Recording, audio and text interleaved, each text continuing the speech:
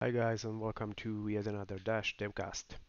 Since there wasn't a Devcast about Dash for quite some time, I'm going to summarize some of the new features from the last couple of versions, starting with 0.10, then 0.11, and there were some minor versions between that, and also the upcoming changes in 0.12, which will come this week or probably next week.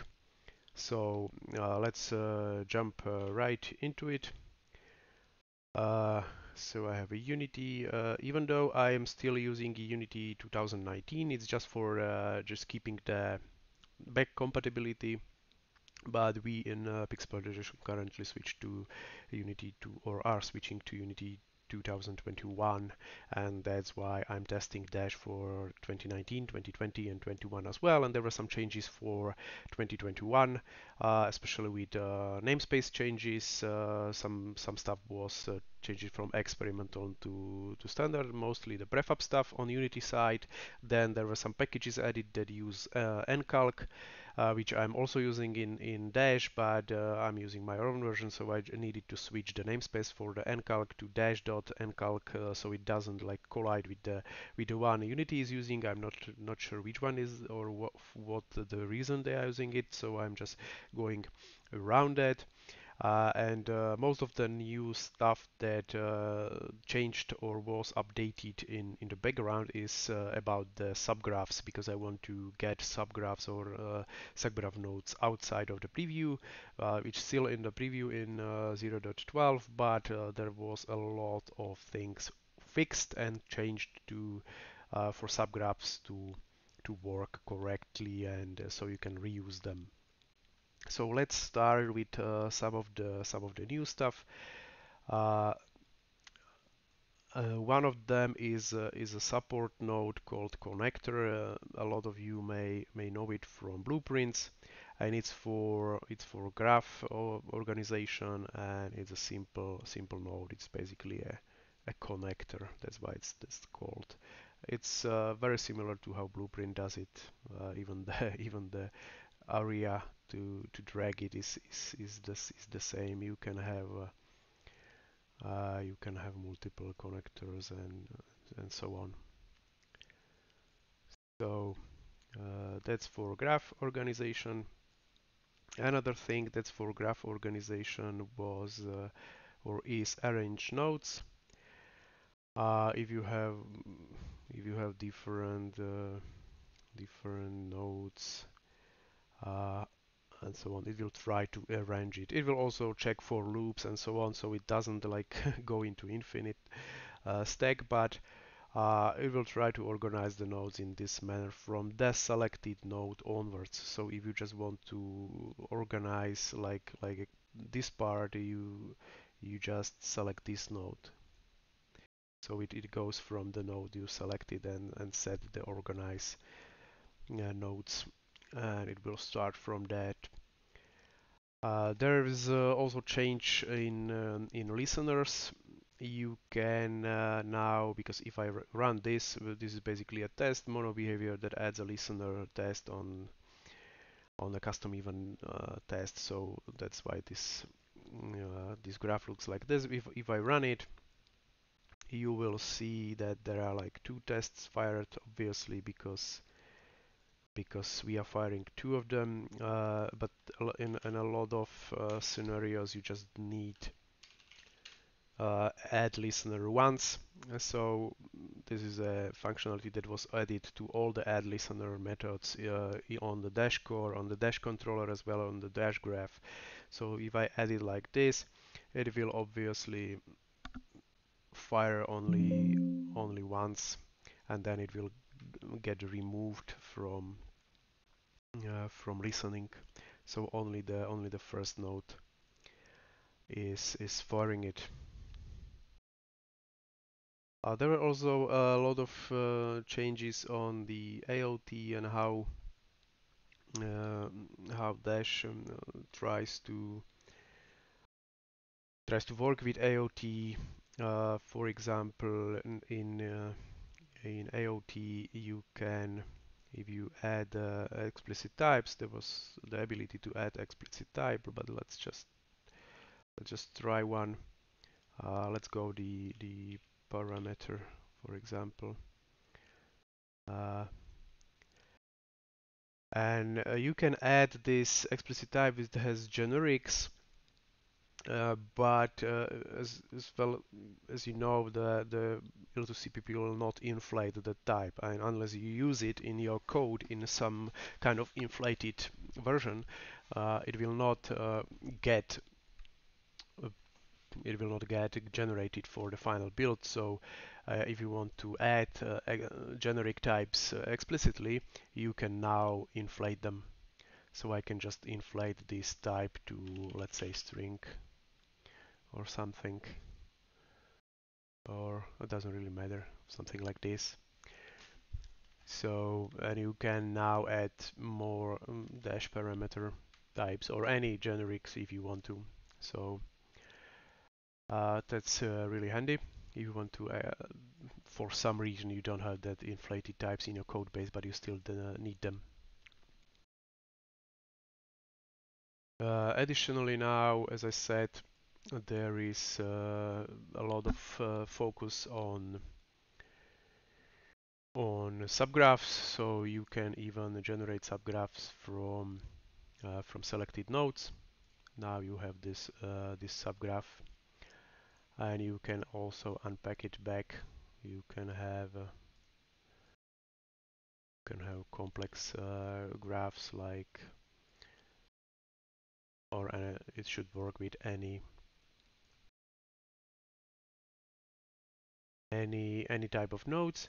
So if I just suggest create a subgraph, you will see that it's created as it should be. Also, if I just unpack the subgraph and I just pack this part, it will correctly work with the outputs.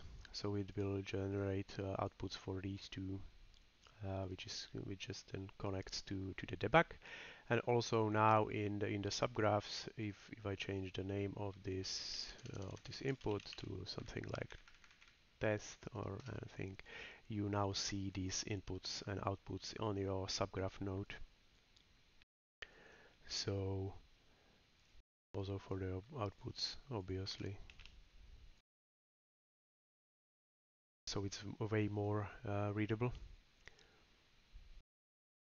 You can also unpack it back as well.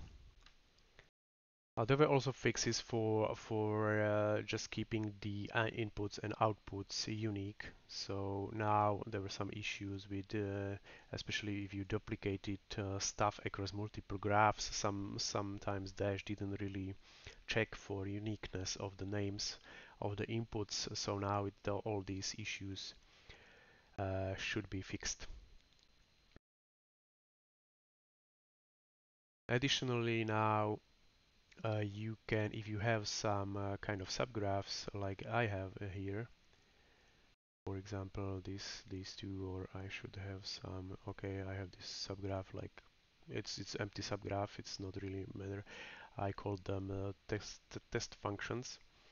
Now I can. Dash always knows about the graphs in the asset database, so I can now generate these directly from here. So these are the graphs that Dash knows about as an asset graphs, and you can now create a node from that graph directly from here. So if you have a lot of like subgraphs for a specific functionality, you can use this to simply add that functionality directly instead of creating subgraph and then assigning the asset. So it will always know about all the graphs. And finally, to help with migration and catching bugs between versions, I changed the approach to try to solve this by creating a checksum scanner. So what this does, if I just scan it, I need to save the scene so it knows that what it does. It goes over all the graphs in project, even bound graphs, but I already I currently only use asset graphs, and it will generate a checksum. And if you have a preview, it will also save the scan in the resources folder in editor. And if you have a previous scan, you can compare these scans. So for example, if you change the version or migrate it to a new version of Dash, you can change that. You can check that what if the checksums of the graphs match, and if there was nothing in the Dash changelog that should change a serialization of a graph, these checksums should match. Uh, I also decided that if I'm going to change some kind of properties or something that will change the serialization of the graph on a global scale, like for all the graphs, I will release this as a separate step or a separate minor version. So that version will focus on just that change in a serialization. An example is that I changed the serialization in 0.10 for the node connection, which is something that's basically in all graphs because that's what connects the nodes. And there was an issue, but it got just shipped with all the other changes, and it was kind of hard to check. So now, when there is going to be change something that is serialized in the whole graph, basically, I will ship it in a minor version. If there is something on just a single node, I will release it with a normal version, but it shouldn't change like all the graphs in your projects are now like this. It shouldn't be like that. So now you can also view the JSON file. Sometimes it doesn't work for unknown reasons. That's the Unity issue. So, and you see the JSON file, it will also get saved to the resources folder, and you can check what changed, because you can also change the JSON file in for the other. This I didn't check the same graph, but you get the idea for the other asset, or for the current asset. Also, there is this node checksums that is coming with a 0.12, and it will basically, we go to the another function like this. It will basically check the checksums for each node. So as you can see, the node input one is different. There is only the input one node because we saw this test function. So let's just run it on a dash test graph or the example graph. Oh, this one. Oh, there is only the debug, because yeah, because if I run it here, you see there is a lot of a lot of nodes, but that's the reason, because I just added all these nodes. So the original example graph asset in the previous scan had only only debug node. It is a completely different graph, so it makes sense that it's a completely different checksum.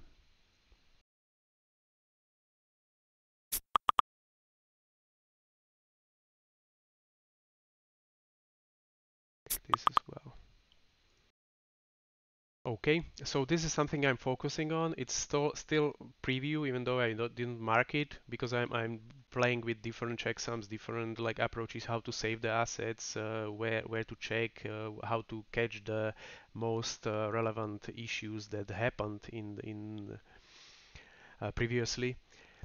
And this may change once the 0.12 is released, but I'm hoping for a feedback for especially from community that this was the problem when we updated the Dash, and how we could solve it, or how we could like prevent it, so there is no fear in updating Dash, because even though if something doesn't work, we can really easily pinpoint why it doesn't work, and we can fix it. So that's why these checksum scanners and utilities are in. Uh, A couple of additional new things is that I currently support. There was a support, but not that straightforward. I currently support custom nodes in your code base. So you don't no longer need a namespace in Dash because it wasn't looking for nodes, custom nodes outside of Dash namespace. Now you can have any namespace and it will work. So this is a custom node. You can create your own nodes with your own functionality inside your project, and then you will see that you can add it in the custom. Obviously, it can be anything. It can be there is also category name label. So even though it's other category other, you can name it as you want. So let's say I would rename these two examples. And if I go here, okay, we need to recompile. If I go here, I see examples. Custom is the name of the node. Additionally, you can also define custom functions. That's macro expression functions inside your namespace now. So it's very easy. You no longer need to specify them in. I even removed it here in macros. Oh, in expressions. And, as you know, there was a tool to add your custom classes which held custom macro functions, and now only macros remain because you can now specify that this is a custom function class with a simple attribute. So if a class has this attribute, Dash will automatically look for it, so it can run. So now I can call the test function in my macro. So I can have any kind of function. So you can have any kind of nodes in your projects as well, and as any kind of macro functions if you want them.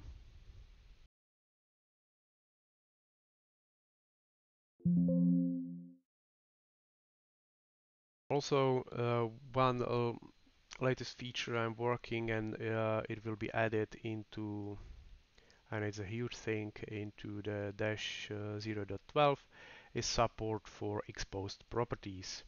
So, for example, I have this graph, which is an asset graph. I can't really, if I wanted to animate something, I can't really use reference here because I can use it now, but I cannot use it in an asset graph mode because if I am editing it as an asset, now I'm editing it on the dash canvas. But if I am editing it as an asset, the reference would even though it's exposed reference, it wouldn't serialize anywhere because you cannot serialize scene references into assets, obviously. But what you can do now, you can add a variable which has an exposed type, and let's say this would be like test rect. Now I can assign this variable into my target reference. There are some changes to this. There is a new menu, so I can either want it as a custom expression. That's the usual stuff which was switched in 0.11 and before. You just switch this to custom expression or a direct value. Now there are some new features. I can either promote it to variable, which will just generate a new variable for me. I don't really want that. Or I can it will get you all the variables that are basically assignable to this, and I can set it to that variable directory. So and now I can have a test rect on the controller, and I can assign it. So even though if I just create another empty one, and there is, okay, so let's just show you the, you see that if I edit it as an asset, this is not assignable because expose property cannot be assigned as on the asset. But I have it set up for working on, and if it's on a controller, the exposed property can be assigned to that variable because it will get serialized into the controller. So if I have two different controllers with these variables, they can have a different. I don't really have anything. Let's just create some kind of image. Doesn't really matter. So I have a different target. So as you can see, even though both of these have the same variable, same dash asset graph and so on, they have a different value for that variable on their instance. So you can specify on your graphs, on your asset graphs, a table that, for example, so okay, I know that I will target this in my graph, but I don't know what it is yet. But I can just specify it, assign it as a variable, and then on all the instances, I can just assign them per instance basis, and the graph will work on that. I'm working with references instead of strings, which is also doable. So there is additionally with this kind of stuff, there is one more thing that I added, and that is that is here. It's not assigned. It's not available through from this menu. You go this here, and there is a new option, refactor variable. So basically, okay, this is the variable we are refactoring. It's a name. We want to find it.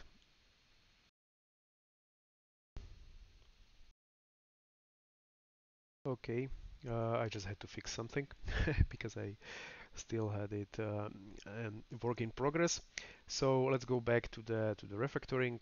You can just check the find. It will automatically find all the nodes in all the graphs that use this variable, or which has nodes or have nodes that their expressions or parameters. There are actually two type of properties that use expressions. One of them are hidden through attributes. They are custom expressions, and then there are parameters which use expressions inside their type. So it will now find through all of them, and if they contain this string, this variable, you can just change it to something else. So I just refactor it, and now this is test_rect2, and now it's test_rect2 as well. What I will add, not sure if in this version or the next version, is skipping. So you will have the ability to skip some of the refactors. So if there are like 10 of them, and you know that some of them should be skipped for some reason. I don't know. For example, you have an expression that contains a string which has the same value as the name of the variable. So that's one of the examples that comes to mind. But for now, it will refactor all of them. So if you just want to change this, it will be very easy to refactor. I also plan on, and it's not in the upcoming version, plan on have a specific way for parameters to handle variables directly, or to have a reference to the variable directly, similar to other scripting languages. You will just have a drop down with all the variables instead of you will not be able to do this if you have a direct variable approach. But this is something, as I mentioned in the serial it will break basically, or not break, it will change all the serialization information on all the graphs. So I will thread this lightly, and currently this is the way to change it to refactor parameters. Okay, so to keep it simple and under 25 minutes, oops, already 20 seconds over. This is everything I had for the Dash updates, and as usual, if you have any kind of feedback, anything, just let me know. I'm listening. Thank you.